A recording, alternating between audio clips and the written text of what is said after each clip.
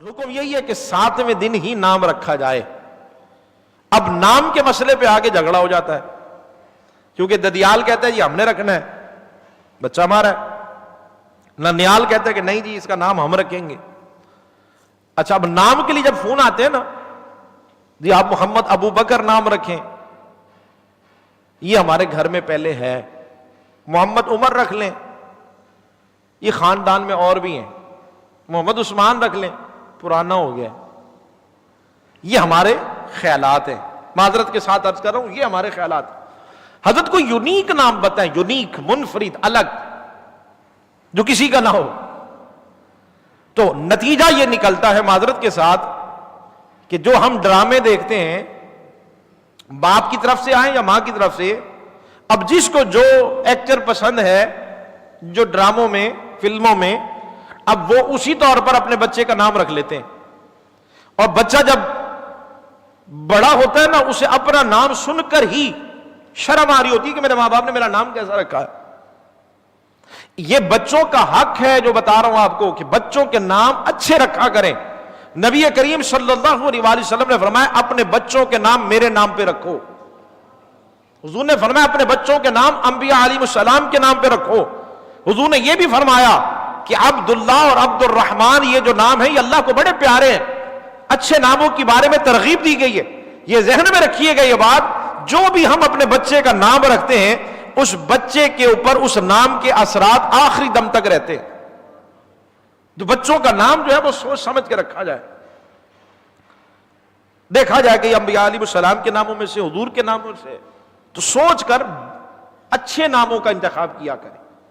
اور اگر میری آواز پہنچ گئی تو پھر مجھے جواب دیجیے گا۔ حضرت امام مالک رحمت اللہ تعالی علیہ فرماتے ہیں، آپ نے فرمایا کہ جس گھر میں محمد نام کا بچہ ہو، کیا فرمایا؟ جس گھر میں محمد نام کا بچہ ہو اس گھر میں کبھی بے برکتی نہیں ہو سکتی۔ اپنے بچوں کے نام اس طرح کے رکھیں کہ سننے والے بھی، اور بچہ جب خود ہوش کی دنیا میں آئے تو اسے بھی اچھا لگ رہا ہو کہ میرا نام میرے ماں باپ نے اچھا رکھا۔ بھئی اگر نام ابو بکر ہوگا تو جب بچہ ہوش سنبھالے گا اور جب پڑھے گا سیدنا صدیق اکبر کے بارے میں تو واہ واہ نہیں کرے گا، بولے نا۔ جب بچے کا نام حضرت عمر کے نام پر ہوگا، جب بچہ ہوش سنبھالے گا اسے پتہ چلے گا حضرت عمر فاروق تو وہ ہے جنہیں سرکار نے خود دعا میں مانگا ہے، تو بچہ قسمت پہ ناز نہیں کرے گا۔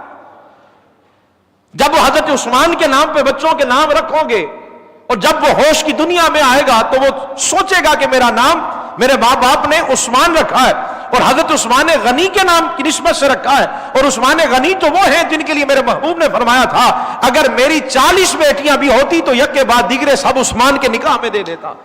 تو بچہ اپنی قسمت پر جھومے گا نہیں کہ میرے ماں باپ نے میرا نام کیسا رکھا ہے۔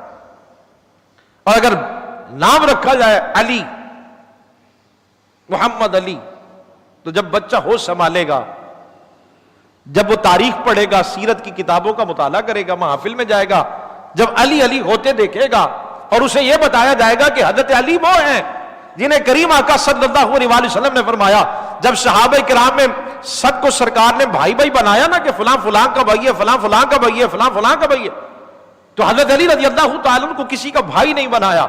تو حضرت علی رضی اللہ تعالیٰ عنہ کی آنکھیں نم ہو گئیں کہ یا رسول اللہ صلی اللہ علیہ وسلم آپ نے سب کو کسی کا بھائی، کسی کو کسی کا بھائی بنایا، پر مجھے کسی کا بھائی نہیں بنایا۔ قربان جائے ذرا اس فرمان پر، میرے کریم آقا صلی اللہ علیہ وسلم نے ارشاد فرمایا یا علی انت اخی فی الدنیا والآخرہ، اے علی تو دنیا میں بھی میرا بھائی ہے، آخرت میں بھی میرا بھائی ہے۔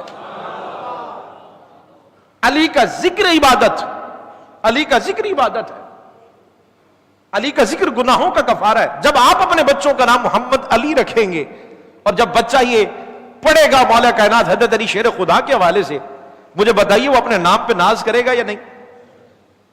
بولیے۔ اپنے بچوں کے نام میرے کریم آقا صلی اللہ علیہ وسلم کے نام پر، انبیاء علیہ السلام کے نام پر، صحابہ کرام کے نام پہ رکھا کریں۔ منفرد اور یونیک کے چکر میں نہ لگ جایا کریں کہ نام کی میننگ نہ پتا ہوں، اور ہم نے اپنے بچوں کے نام رکھ دیے، پتہ ہی نہیں، نہ باپ کو پتا نہ ماں کو پتا ہے، بچوں کے نام رکھ دیے۔ اور بچے کو جب ہوش آیا تو بچہ جب جاتا ہے اس کو پتا چلا کہ یار یہ میرے ماں باپ نے میرا نام کیسا رکھا ہے، جب اسے ماں نے پتا چلے۔